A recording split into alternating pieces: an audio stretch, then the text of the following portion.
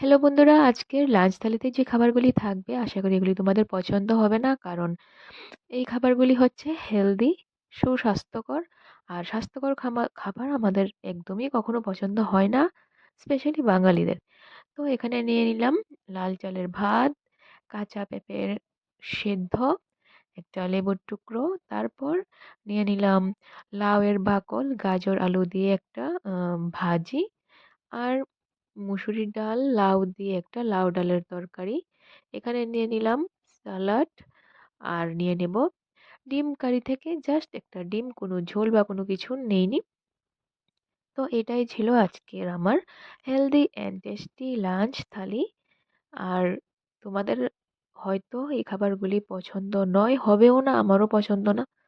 তো আমার আজকের এই লাঞ্চ থালিটা যদি তোমাদের না ভালো লেগে থাকে তাহলে প্লিজ লাইক করে দিও, কমেন্টে জানিও। দেখার জন্য অনেক অনেক ধন্যবাদ।